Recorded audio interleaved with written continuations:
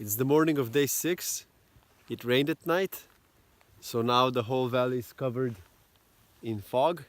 One of the huts is just over there, like 200 meters away, but you can't see it. My cold has advanced a little bit, and it was really difficult to get out of it in the morning. It's like everything is soaked. So, but you know, once you're in that stuff, then you can kind of get going. Yesterday I met a lady on a trail who said that she's seen northern lights at night. Well, I slept through all of those, I guess. So last night I set up this northern lights monitor. So what I did is I put up the mirror of the compass, directed it towards the sky so that I can see the sky from my tent. But there was none last night. I actually woke up like at 2 o'clock in the morning, and I thought I see something wiggling in the mirror, and I was all excited, and I started opening the tent, and then I looked up and that's what I saw. So no northern lights for me last night. So when I go on trips like this, I'm always thinking, am I gonna take the compass with me or not? And I always take it, but I never use it. This is actually the first trip that I've actually used the compass. And I haven't even used it for, you know, what it's originally meant for. I have to admit that I take the compass with me only for a case if I would have to be rescued, so that the rescuers wouldn't say like, oh, there was this bozo here in the middle of nowhere even without a compass.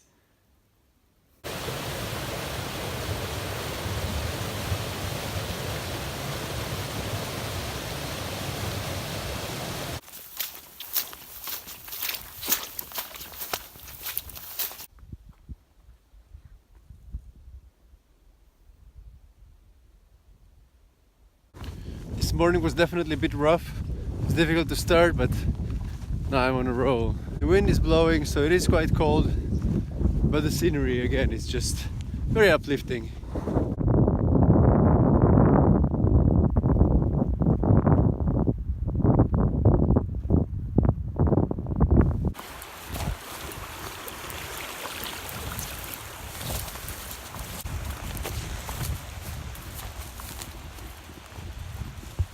This valley was almost definitely carved out by a glacier.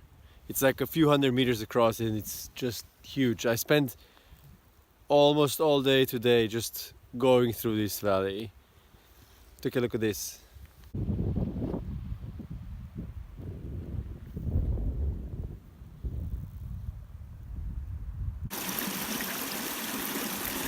Time to refill.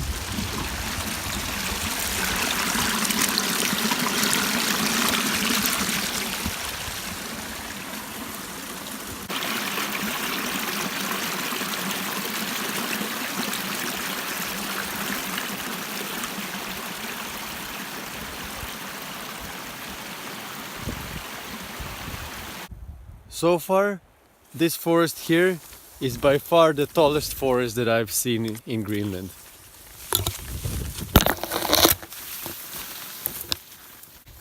These trees are probably about 2 meters tall.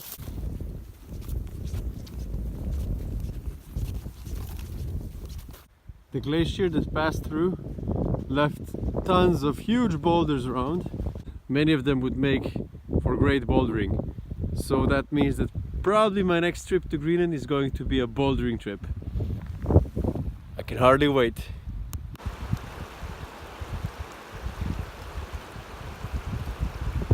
Before I came here, I thought that either Iceland was already taken or it was someone in the marketing department who came up with the name.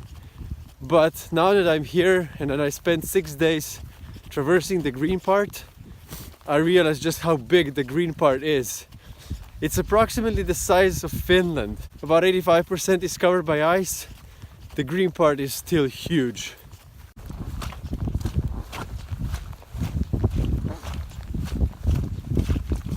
It is late afternoon of day 6, and it's time for the shoe update. There hasn't been very much progress on the left shoe. Okay, yeah, this hole is definitely bigger. It's not getting smaller. These two toes are still quite in good shape.